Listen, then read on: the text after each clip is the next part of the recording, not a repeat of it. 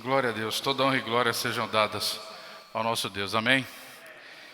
Meus irmãos, uma das esferas de autoridade e de sacerdócio que Deus confiou a nós, os homens, é a paternidade. Então nós tivemos uma oportunidade, de refletir um pouco mais cedo sobre como nós sustentamos, e exercemos a autoridade como maridos, no nosso lar. E agora, o nosso grande desafio é entender, como nós exercemos essa autoridade e esse sacerdócio na função paterna. E eu confesso para vocês que eu não queria pegar vários textos. Eu particularmente gosto de ficar em cima de um texto, de uma plataforma, para a gente trabalhar de forma expositiva ou de forma prática, o texto. E há 3, 4 dias atrás, Deus realmente iluminou meu coração num texto que tem abençoado, de fato, a minha vida. E eu espero, pela graça de Deus, que também te abençoe. E o texto que veio ao meu coração para compartilhar com os meus irmãos é a oração do Pai Nosso. Olha que interessante, a oração do Pai Nosso. Então, se você tiver com a sua Bíblia, se você tiver aí para acompanhar, abre em Mateus capítulo 6, a partir do versículo 9, para a gente fazer essa reflexão juntos. Amém? Eu vou ler só do 9 ao 13. Eu não estou usando todo o discurso, eu quero uma parte bem específica para a gente realmente ganhar tempo. E eu vou fazer a leitura aqui para os meus irmãos. Portanto, vós orareis assim: Pai nosso que estás nos céus, santificado seja o teu nome. Venha o teu reino, faça-se a tua vontade, assim na terra como no céu. O pão nosso de cada dia nos dá hoje. Perdoa as nossas dívidas, assim como nós temos perdoado aos nossos devedores. E não nos deixes cair em tentação, mas livra-nos do mal, pois teu o reino, o poder e a glória para sempre. Amém. E a perspectiva, que eu peguei do texto é justamente isso, um filho se voltando para um pai. Lógico que o texto aqui, dentro do seu contexto original, tudo, ele vai estar falando para Deus, nós como filhos, apontando realmente para Deus. Mas eu quero trazer um contexto aqui justamente de filiação e de paternidade. Então, nessa reflexão aqui é o que um filho, anseia em relação a um pai. Então, nesses últimos dias eu mergulhei um pouco, nesse texto, fui me aprofundando. Eu quero trazer essa aplicação um pouco mais prática, para os meus irmãos, nesse contexto no que diz respeito à paternidade. Mas antes de trabalhar cada ponto, que eu separei, eu queria trabalhar alguns discernimentos, algumas reflexões com os meus irmãos. Olha que interessante. O amor de Deus, irmãos, ele é absoluto. Deus é amor. Só que Deus é espírito. Então, o que Deus fez de uma forma muito inteligente, Ele estabeleceu modelos mentais, físicos, para revelar verdades espirituais. E é muito interessante porque quando você pensa em paternidade, você vai compreender que a paternidade, preste bem atenção, ela é uma das expressões mais elevadas do amor de Deus em relação aos seus filhos. E esse privilégio Ele deu a nós. Nós carregamos pactualmente esse desafio, de comunicar aos nossos filhos o amor de Deus. E a paternidade é uma dessas expressões. Entendemos aqui? Então é nossa missão comunicar esse caráter, de Deus. Então, a presença marcante do Pai no lar, ela é a manifestação desse amor. Quando você entende o que um pai precisa entregar a um filho, e você realmente cumpre isso dentro do seu lar, você está comunicando esse amor para o teu filho. E isso vai ser muito poderoso, na questão do caráter dele, da fé dele e vários outros aspectos. É interessante, quando você pega a psicologia, ela tem um entendimento muito forte disso aqui, né? De quanto a ferida paterna, ela machuca o caráter, né? A personalidade de um filho. Porém, como a base da psicologia é o ateísmo, né? Não existe Deus, eles esquecem um aspecto importante aqui, que é o aspecto da imago Dei, né? O aspecto de realmente comunicar, né? O atributo de Deus, né? Para a sua criação. E é justamente o ponto, né? Que se perde. E o aconselhamento bíblico ele vem fazendo esse elo, né? Essa conexão que é muito importante. E preste atenção de novo, acho que vocês estão ouvindo eu repetir muito essa palavra. Essa função, gente, ela é pactual. Pactual. Gente, de novo, Deus tem um pacto com a humanidade. E todo pacto, toda aliança, ele precede uma coisa. Se você obedece, você tem toda a sorte de bênçãos.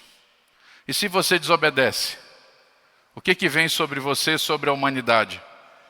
Toda a sorte de maldição.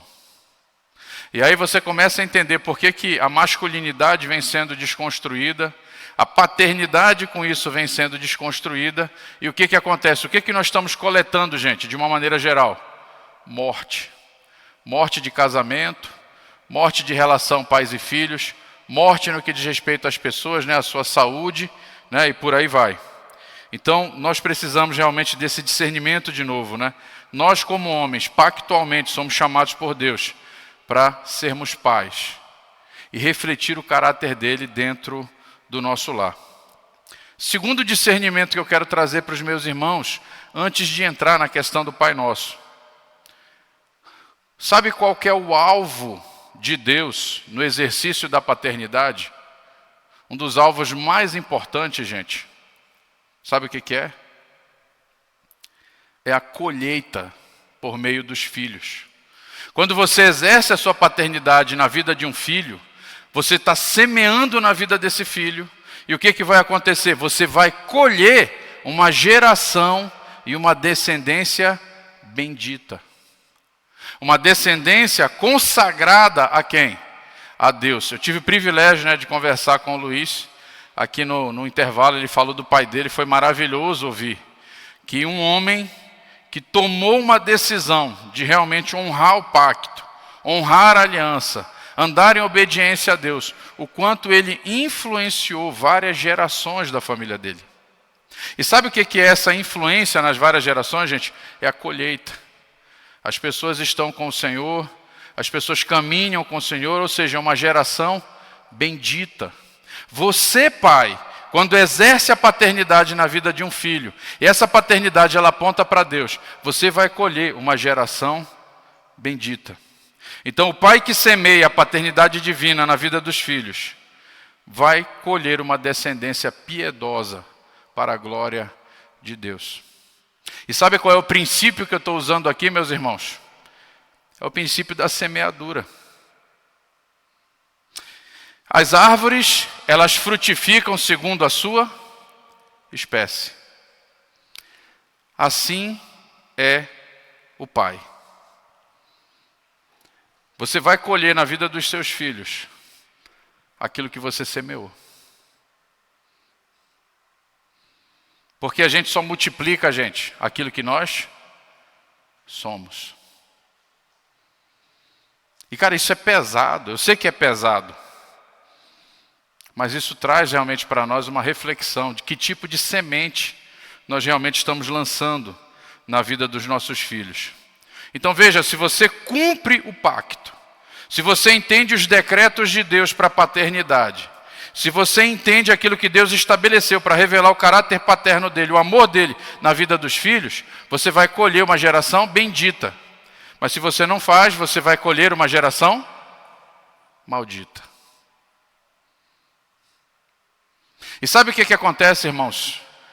Qual é a ferida paterna? Quando é que ela acontece? Quando é que você deixa de comunicar essa paternidade divina na vida de um filho? Existem duas formas. A partir da ausência ou a partir da sua presença deformada dentro do lar, na vida desses filhos. Quando você pensa em ausência, é o quê? É aquele pai que engravida várias mulheres, não assume responsabilidade pela criação desses filhos, não assume a responsabilidade, de revelar o caráter de Deus na vida desses filhos. Esses filhos crescem sem um referencial paterno divino. Mas eu preciso alertar os meus irmãos numa coisa. Gente, paternidade não deixa vácuo. Entenderam aqui? Paternidade não deixa vácuo. Se você não preencheu de forma divina, com a espiritualidade correta na vida do teu filho, essa paternidade, outra pessoa vai assumir esse lugar. Os pais da rua, os pais da escola, o pai governo, ou por aí vai. Algum pai vai ganhar o coração do seu filho. Por quê? Aquele coração ficou vulnerável. E esse coração de filho, ele vai se apegar a alguma coisa. E é nessa hora, gente, que nós perdemos o coração dos nossos filhos. Sabe, o pai que não assume, não aparece, não comparece. Ele engravidou a mãe e desapareceu na vida. Prometeu milhares de coisas para aquela mulher, mas a partir do momento que ela engravida, ele desaparece da vida dela. Ele não é casado com ela, ele não tem uma aliança diante de Deus. Aquela relação sexual não está protegida por um pacto. Ela é só por conta de prazer. E sabe o que é que acontece? Quando você só escolhe baseado em prazer, quando a responsabilidade chega, você vai embora. É por isso que essas coisas, gente, elas precisam estar protegidas pelo pacto. O prazer sexual do casamento, ele precisa estar protegido por um pacto, para que haja compromisso e para que haja responsabilidade. Senão, gente, vai haver um furo, vai haver uma brecha, vai haver um buraco aqui. E sabe o que vai acontecer? Alguém vai preencher a brecha e vai levar o coração do seu filho com ele. Então, a paternidade divina, ela deixa de ser comunicada por conta da ausência. Segundo aspecto, presença deformada. Ou seja, você casou com a mãe do seu filho, você está dentro de casa, porém, a sua presença dentro de casa é passiva. A sua mulher veste a calça dentro do lar.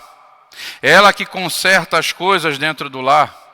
É ela que dirige as coisas, é ela que decide onde os filhos vão estudar, como eles vão estudar, o que eles vão fazer, como eles vão fazer, se eles podem ou não podem fazer alguma coisa. Você simplesmente largou na mão da sua esposa aquela questão. E eu vou dizer um negócio para você, gente, quando a presença feminina é mais forte dentro do lar, há muitos casos percentualmente de homossexualismo. E o termo correto é esse, eu já expliquei da outra vez para vocês. E não tem a ver com doença, tem a ver com estilo de vida. Então, se a sua mulher é mais presente dentro de casa, você é passivo, ou seja, vulgarmente chamado marido banana, há uma grande chance seu filho tomar aversão pela figura masculina e abraçar e receber de forma simbiótica a feminilidade da sua esposa. Eu acompanho homens nesse sentido. E eu vejo quanto a presença deformada, passiva de um pai, ela é cruel na vida de um filho e na vida de uma filha também. Então você tem que tomar muito cuidado. Hoje, no Rio de Janeiro, na UFRJ, por exemplo, você tem uma ideia, eles têm lá eventos para dizer a nova masculinidade. Resumindo, elas querem que a mulher vista calça e eles querem que os homens sejam bananas. E isso vai gerar o que, gente? Mais homossexualismo. Isso vai deformando realmente o caráter dos filhos, que vão absorvendo esse caráter feminino realmente da mãe. Então a gente tem que dar uma atenção especial nisso. E a autoridade fica completamente comprometida, E a segunda presença deformada de um pai dentro do lar, gente, é a marginalidade. O que é uma presença marginal? É quando o homem é agressivo, é violento, é irresponsável com as finanças. Ele é irresponsável no que diz respeito às suas responsabilidades. Ele é grosseiro, ele é bruto, ele não tem paciência. Ele sai batendo nos filhos todos os dias. Ele não aplica uma disciplina inteligente. Ele pune os filhos, ele castiga os filhos. Ele não aplica uma disciplina que faz o coração desse filho amar, no caso, a correção e a obediência. Essa presença, esse pai marginal, ele é adúltero, ele é imoral, ele é prostituto, ele é drogado. Vocês estão entendendo aqui o ponto que é a marginalidade? Isso também, gente, fere profundamente o coração de um filho. E esse filho, ele vai responder a isso de forma passiva ou de forma agressiva. Ou esse filho vai ter desejo de se matar, ou esse filho vai se tornar um homicida. Eu já tratei vários homens que, inclusive, mataram os seus pais para lidar com esse tipo de marginalidade, só para você entender para que lado isso vai. Gente, isso aqui faz sentido ou não? Faz muito sentido. Então, quando você é ausente, ou quando você é passivo ou marginalizado, a paternidade que vai ser comunicada para o seu filho tem uma espiritualidade totalmente diferente da espiritualidade de Deus. Baseado nisso, nesse discernimento, quando você olha para a oração do Pai Nosso, é muito rico, né? Então, nós pegamos alguns princípios e alguns atributos que eu quero compartilhar com vocês para que a gente possa caminhar. Se vocês quiserem jogar, né, os versículos no telão, fiquem à vontade. Mas vamos lá, olha o início aqui, ó. Pai Nosso que estás nos céus. De novo, gente, a aplicação correta desse texto é quando você faz uma exposição que aponta toda para Deus. Mas vocês estão entendendo a minha intenção aqui, né? Um filho se direcionando para o Pai e clamando diretamente ao Pai. Então veja bem, Pai Nosso que estás nos céus. Primeiro ponto, a paternidade, gente, dá ao filho o senso de pertencimento e de origem. Eu sei de onde eu vim, eu sei para onde vou. A nossa primeira filha, né, minha e da Railca, no caso, ela era filha adotada minha e filha biológica da minha esposa. Ela faleceu tem pouco mais de 2 anos e 1 mês. Foi muito interessante uma experiência que nós tivemos nesse contexto aqui com ela. Ela chegou e disse assim: por que eu tenho que fazer tal coisa que você me pediu? E nós dissemos: porque você é nossa. Você pertence a nós. Ela ficou sem reação. Ela ficou assim: porque você é minha. Vocês entenderam o efeito do Pai Nosso? Essa presença, gente, ela precisa ser uma presença marcante. Ela precisa ser uma presença significativa. Ela precisa ser uma presença que o seu filho perceba. E digo mais, gente, não é o tempo que você passa com o seu filho em si. Ah, eu tenho que passar então 4 horas por dia, 5 horas por dia? Não, eu não estou falando isso. Olha o que o texto diz: Pai Nosso que estás nos céus. Gente, mas é o que você representa na vida do seu filho. É quando há uma necessidade, quando há uma demanda do seu filho, quando há algo que o seu filho precisa, você está lá. Você está pronto. Ainda que você não esteja em casa, você está trabalhando. Mas o seu filho sabe que você vai resolver aquilo e que está tranquilo. Eu lembro de uma história muito engraçada. Quem conta ela é um pastor amigo meu. Ele diz o seguinte, né? Olha, tinha um cara, pintor. O cara tinha uns 2 metros de altura. Sabe aquele cara bem brutão, italianão, bem bruto? E ele estava pintando, né, um muro, e um menininho de 5 anos apareceu lá e começou a mexer nas tintas. E aí ele disse assim: sai daqui, menino, senão eu te dou um cascudo. Aí o menino olha para ele e diz assim: vou falar com meu pai. Virou as costas, foi embora. Isso foi de manhã. Quando foi no final da tarde, ele já estava terminando o expediente dele. E foi muito engraçado, que lá vem o menininho, adivinha quem estava do lado do menininho? O pai. Esse cara tinha 2 metros de altura. O pai do menino devia ter 1,5 metro. Mas ele narrando a história é muito engraçado, porque ele diz que o menininho passou, né? Olhando para ele. O pai talvez nem sabia da história, seguiu. Até porque se o pai parasse, não sei, se ele não fosse jiu-jiteiro, ele ia ter problema ali, né? Mas enfim, gente. Vocês entenderam aqui? Que aquele pai com 1,5 metro de altura, ele era significativo e aquele filho se sentia protegido por ele? Ele podia confiar com aquele pai? Sabe, nós todos temos que sair de manhã, para matar um leão todo dia. Às vezes 2, 3, um dinossauro, um crocodilo, um monte de coisa. Então a gente passa boa parte do dia fora. Mas quando a gente volta, essa presença ela tem que ser marcante. Sabe, o seu filho ele tem que saber que ele tem um pai. Às vezes é 1 hora por dia que você consegue sentar com teu filho de toda a correria. Mas essa 1 hora ela faz toda a diferença. É a hora mais esperada do dia que o teu filho tem. Estão entendendo aqui, gente? Pai nosso. Esse filho tem que ter esse sentimento de pertencimento. Identidade, gente, é pertencer. Identidade é pertencer.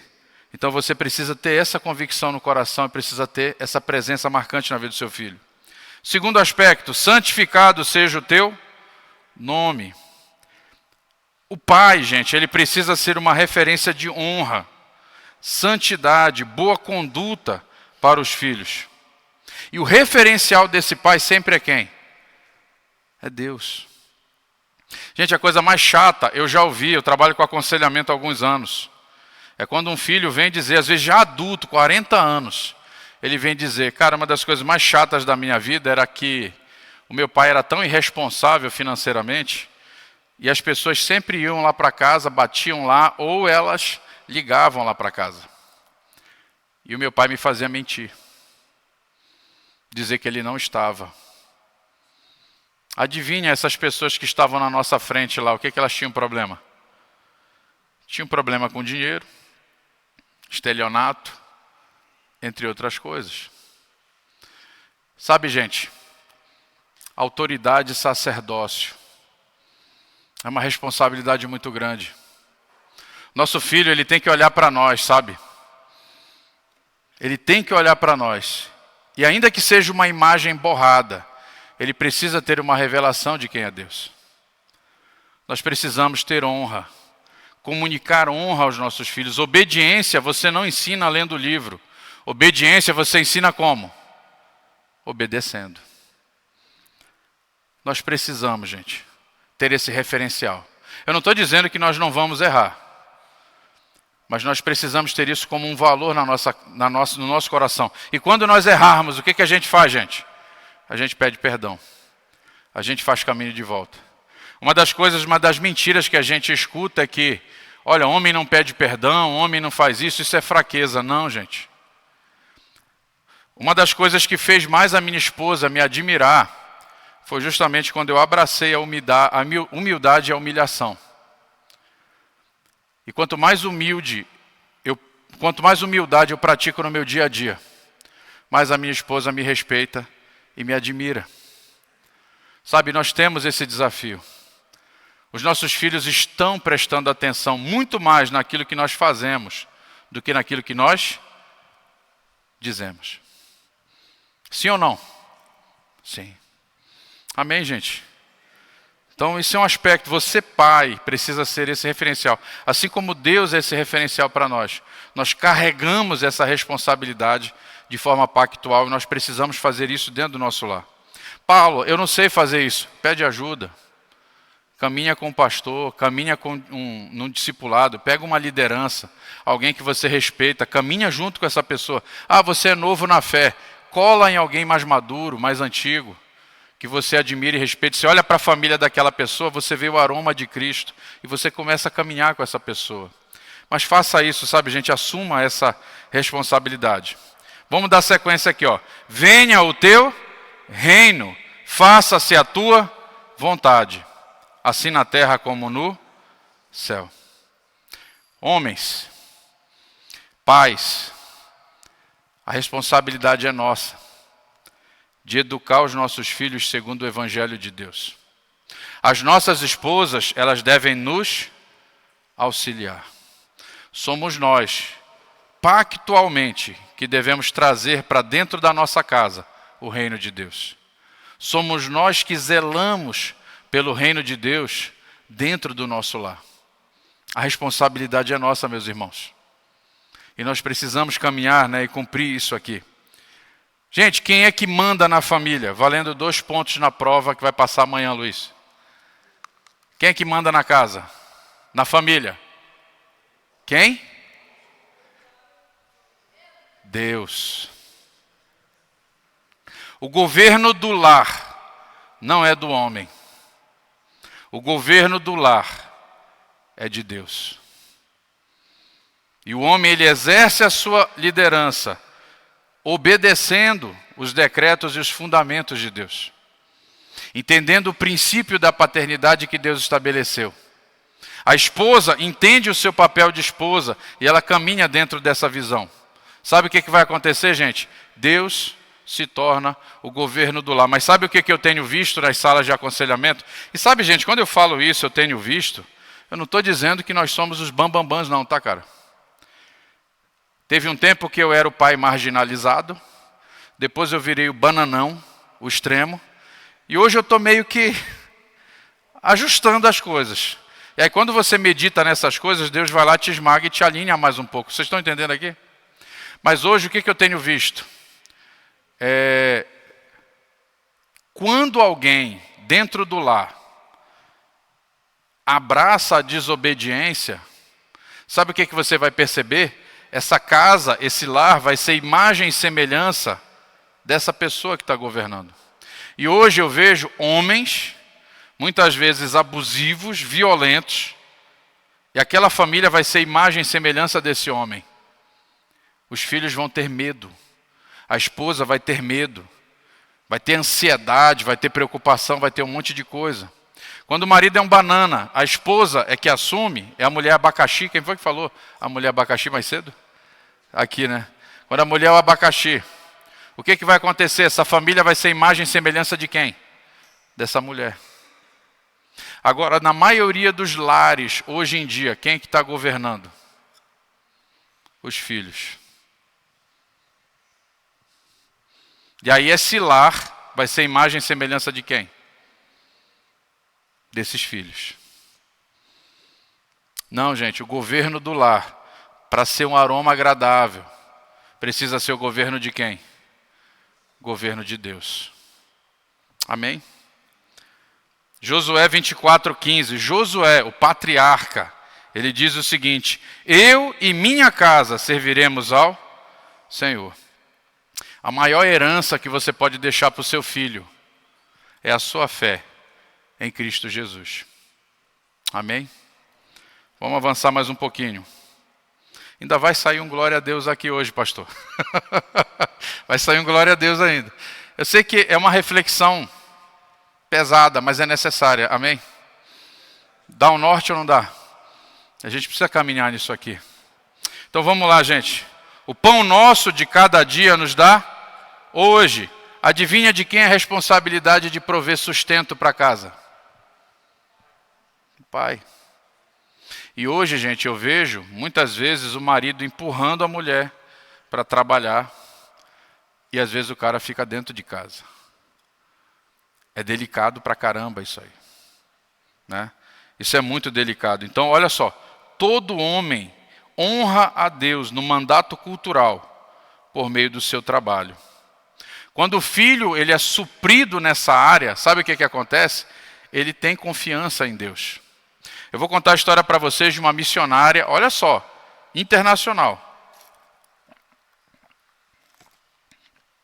Mulher 10 anos no campo missionário, uma bênção.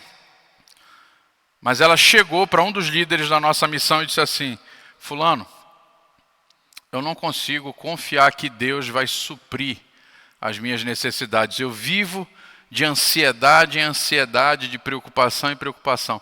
Todo mês é um desafio para mim. E aí quando ele senta para conversar com aquela pessoa, aquela moça, né, ela vira para ele e diz assim, ele fala, conta um pouco do seu pai. E ela disse assim, não, é que quando eu tinha 6 anos de idade mais ou menos, eu me lembro, né, o papai era alcoólatra, alcoólico. E eu sabia, né, mamãe às vezes preparava a mesa, 6 da tarde não tinha nada para comer, mas ela dizia, o papai vai chegar com a comida. Dava 6, dava 7, dava 8, ela tirava as crianças da mesa, dava 9, dava 10, dava 11, as crianças iam dormir com fome. Dava meia-noite, 1 da manhã, o papai chegava em casa. Não tinha comida. O pai dela tinha gastado tudo com bebida. tinha violência com relação à mãe. E ela se escondia debaixo da cama. Isso é muito sério, gente. Isso é muito significativo, né? Então nós precisamos realmente prover os nossos filhos. E quando eu falo prover, eu não estou falando só de dinheiro. Prover de atenção, prover de afeto, prover de presença marcante, estar interessado realmente nas necessidades, apoiar esse filho, direcionar esse filho. Nós temos esse papel, né? Esse é o nosso desafio. Então, pão nosso de cada dia, assim como Deus nos ensina a pedir para Ele, nós vamos lá matar o leão e nós vamos garantir, porque os nossos filhos terão o que comer na casa. Amém? Nós precisamos garantir isso. Nós precisamos garantir isso. E uma das coisas que as mulheres mais gostam de ouvir, vocês querem saber, gente? As contas estão pagas. Meu amigo, isso é melhor que buquê de rosas para a mulher. Isso é maravilhoso. Traz um descanso para a mulher ou não traz? Traz. Então você bate no peito e diz assim: as contas vão ser pagas. Pode deixar. Tem um homem nessa casa, casado com você. A responsabilidade é minha. Eu não quero você preocupada. Eu quero você em paz. Eu vou sair, eu só volto hoje do meu trabalho, quando eu vender tudo que eu tenho, depois de fazer tudo que eu tenho que fazer, mas eu vou suprir a minha casa. Entendemos o jogo aqui, galera? Esse é o jogo. Isso é um homem. Isso é um pai. Né? E esse pai, ele precisa garantir essa questão. Esse outro aspecto aqui eu acho muito rico, né? Muito interessante. E não nos deixes cair em tentação, mas livra-nos do mal. Veja, nós ensinamos os nossos filhos sobre moralidade. Obrigado, meu irmão. Nós ensinamos os nossos filhos sobre moralidade. Por que isso é importante, gente? Ensinar os nossos filhos sobre limites. Porque os limites de Deus, eles vão proteger o quê, gente? A vida dos nossos filhos, o relacionamento dos nossos filhos, a espiritualidade dos nossos filhos, a saúde dos nossos filhos. É papel nosso. Veja, um clamor: não nos deixes cair em tentação. Como é que eu, pai terreno, vou fazer isso? Vou instruir o meu filho no caminho que ele deve andar. Amém? Eu preciso fazer isso. Você ensina os limites. De novo, limite e obediência se ensina obedecendo. Ele olhar para você e ele vê. Eu acho muito legal, o Douglas do Jesus Cop, ele fala, né, que o pastorzão lá, o pai dele, o Josué Rodrigues, ele diz assim: eu nunca vi o meu pai chamar um palavrão. Eu nunca vi o meu pai na minha frente murmurar sobre Deus. E olha onde o gurizão tá, gente. O cara é líder de uma das maiores igrejas, né, do Brasil, tem um projeto incrível, tem uma caminhada fantástica. Olha o poder de um pai. Aquilo que a gente estava conversando, né, Luiz? Olha o efeito que um pai que resolveu realmente andar em obediência, cumprir o seu papel sacerdotal, exercer sua autoridade, a influência que ele tem geracionalmente. Assim como um cara que é devastador, ele também deixa um estrago, né, na vida da família, né, de todos os outros. Então, meu irmão, você ensina o seu filho sobre dinheiro, trabalho, sexualidade, relacionamento, vida cristã. Gente, você fala com seu filho sobre masturbação, não a sua mulher. Você fala com seu filho sobre pornografia, não a sua mulher. Você ensina o seu filho sobre sexo, sobre casamento. É você que tem que sentar e ter essa conversa. Ela vem te auxiliando aqui, a tua esposa tem que estar lado a lado. Mas é você que toma a frente. Entendemos, gente, por que as coisas estão bagunçadas?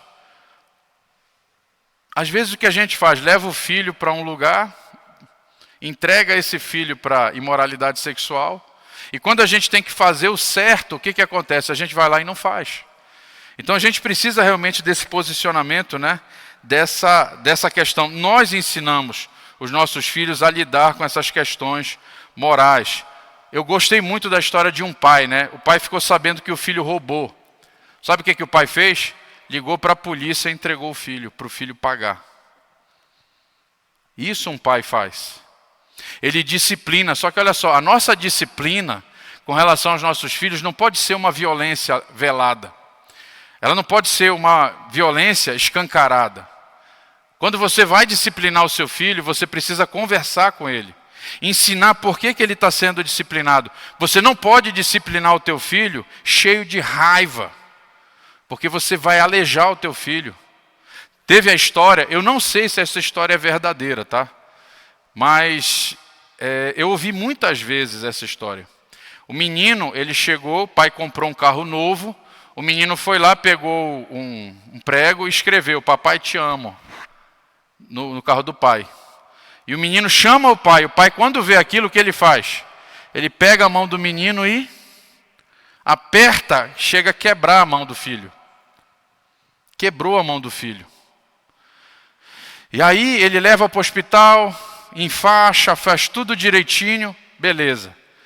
Poucos dias depois, traz o carro de volta, chegou, estava novinho o carro, bonzinho, a pintura foi refeita. Aí o filho olha para aquilo, olha papai, o carro está novinho, minha mão vai ficar novinha? Minha mão também vai ser consertada? E pelo que eu sei nessa história, ele machucou de um jeito que não dava mais para voltar 100% ao normal a mão desse filho. Vocês entenderam aqui? Então você não faz no momento de raiva, você faz no momento correto. Você viu aquilo, você para, filho, nós vamos conversar tal hora sobre isso. Você espera o momento e você vai lá e conversa. E você diz, olha, o papai vai lhe dar 2 palmadas. Tá? Por causa disso, disso e disso. Você orienta direito e você vai lá e corrige o teu filho. E sabe qual é a chance de teu filho voltar a fazer aquilo? Ela é bem menor a partir de agora. Amém, irmãos? Então, esse é um ponto importante. E mas livra-nos do mal. Eu vou voltar naquele ponto que eu estava encerrando a pregação anterior. Os de fora precisam temer você. Nenhum engraçadinho vai mexer com a sua esposa. Por quê? Porque você está lá. Você está presente na vida dela, mas também você está lá marcando ali o território. Você está firme ali do lado. Ninguém vai mexer nos seus filhos, por quê? Porque vão olhar para você e vão dizer, eu é que não vou mexer, olha esse pai aí. Estão entendendo? Vocês estão vigilantes e alertas. Teve uma vez na escola dos meus filhos, que teve um problema, né, um professor passou uma lição para minha filha, e eu achei aquela lição tendenciosa. Eu peguei aquilo, eu pedi o telefone do professor e eu liguei para ele.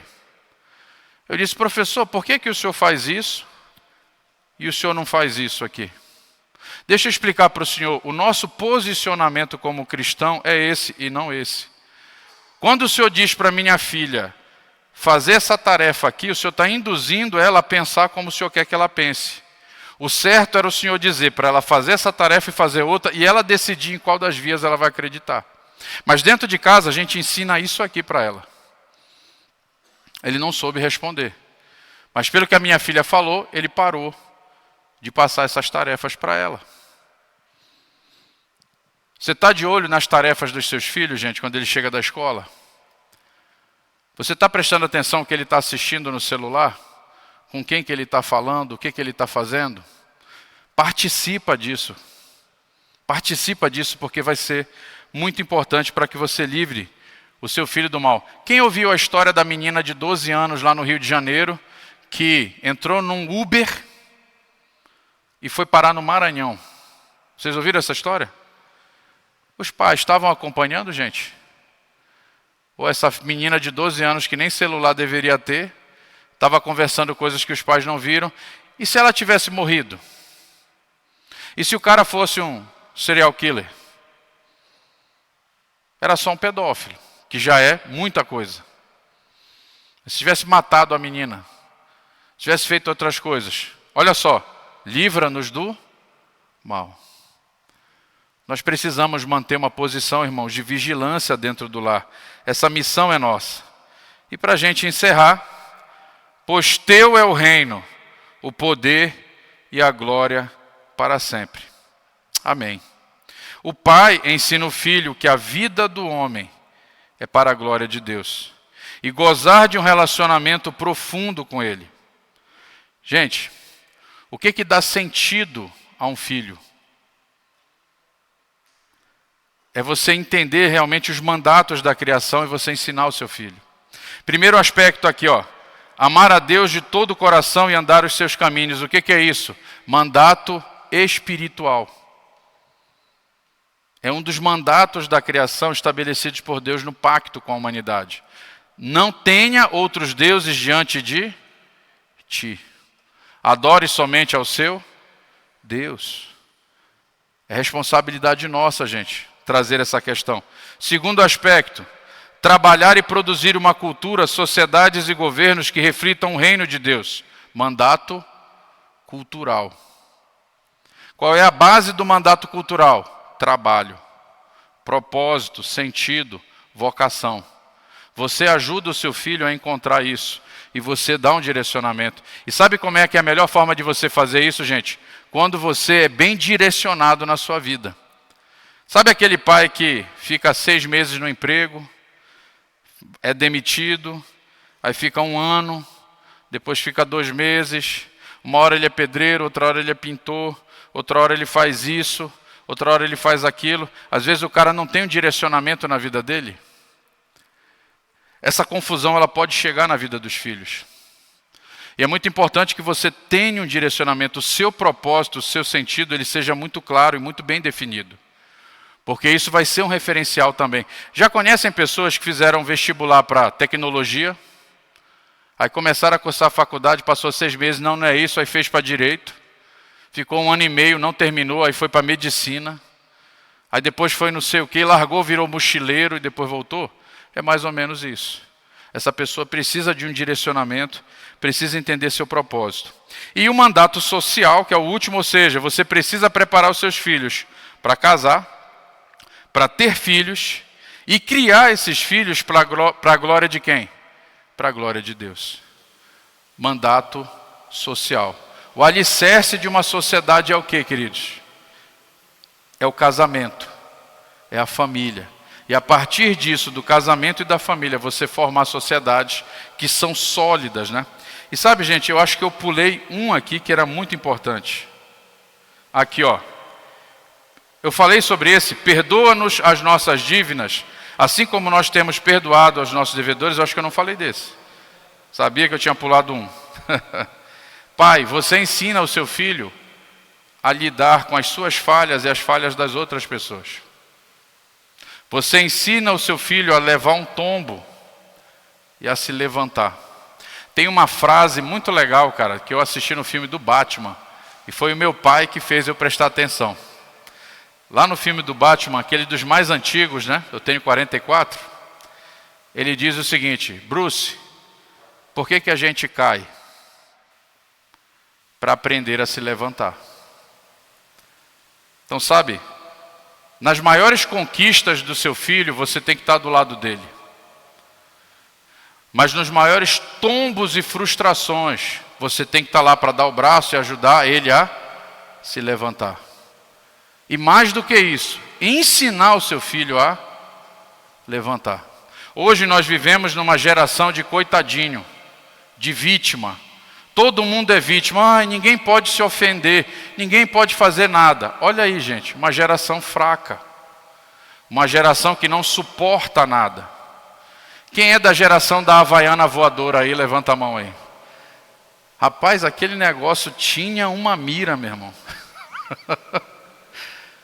Não tinha controle remoto, mas aquilo chegava, rapaz, era incrível, desviava dos móveis e puf, chegava na gente, né? E tá aí, gente, todo mundo inteiro passando pelas suas dificuldades, seus perrengues, mas a gente está de pé. Uma sociedade, gente, que valoriza muito o prazer, se torna uma sociedade fraca, porque quando chega a hora do sacrifício, da renúncia, do sofrimento e da dor, essa pessoa não suporta. Ela não resiste a isso.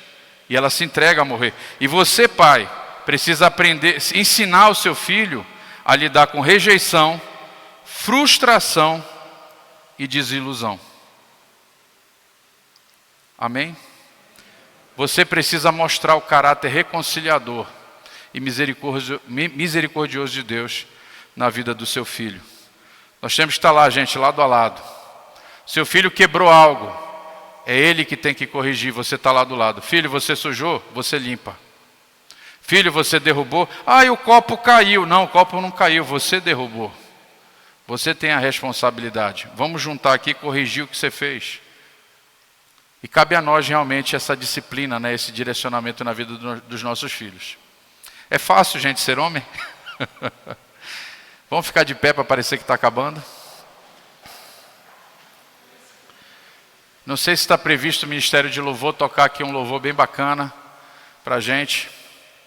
Mas de todo o meu coração, gente, eu tenho refletido nessas coisas, eu tenho meditado nessas coisas nos últimos dias. E eu posso dizer para vocês que como pai, como marido, eu já não sou aquele cara lá de trás, de 20 anos atrás. Mas eu ainda tenho uma boa caminhada, né, para melhorar. Mas são instruções na Bíblia, né, na palavra de Deus como essa, né, que são uma luz, né, para o meu caminho. E eu espero de todo o meu coração que esse tempo que você investiu aqui na sua família tenha sido um tempo de bênção. Eu espero que você esteja se sentindo bastante desconfortável. Porque todo o processo de cura, de mudança e de transformação, ele é desconfortável. Ele é a caminhada em direção à verdade. E a verdade, ela vai trazer dor, sofrimento. Mas com a graça de Deus a gente aprende a superar essas coisas. Eu espero em nome de Jesus que aquilo que foi semeado na tua vida esses dias possa crescer e dar fruto por causa da graça de Deus que está sobre nós. Amém? Curva sua cabeça, feche seus olhos. Eu quero orar, mas eu vou orar rapidamente. Eu prefiro que o Ministério de Louvor comece a ministrar aqui algo para Deus. E enquanto eles estão ministrando e eu orando, que você realmente possa vir diante de Deus e pedir perdão, se arrepender. Agradecer a Deus se você já corrigiu, alinhou alguma coisa. Mas é um tempo teu com teu Pai Celestial agora. E seja grato porque você é homem. E Deus, Ele te deu nele toda a capacidade que você precisa para cumprir a sua missão. Pai, em nome de Jesus, nós te glorificamos. Nós bendizemos o teu nome e exaltamos o Senhor. Pai, muito obrigado porque cada um de nós, Pai, nasceu homem e foi o Senhor que escolheu a gente. Antes de nós sermos formados e tecidos no útero da nossa mãe, o Senhor já nos conhecia. O Senhor já havia determinado a masculinidade, Pai, para nós. O Senhor já havia determinado a questão do trabalho, do sustento, a nossa espiritualidade. O Senhor já havia apontado, Senhor, para a missão de sermos pais, de sermos maridos. E nós queremos fazer com excelência. Homens no topo são homens que cumprem com excelência o seu sacerdócio e a sua autoridade. Venha a nós, Senhor, essa noite. Venha a nós, Senhor, com graça e misericórdia. Renove as nossas esperanças e as nossas forças. Sustenta os nossos passos e os nossos caminhos. E nos ajude, Senhor, a viver de forma excelente, para a tua honra, para a tua glória, para o teu louvor e para a tua adoração, em nome de Jesus. E que as nossas famílias olhem para nós e enxerguem Cristo no dia a dia. Louvado seja o Senhor, em nome de Jesus.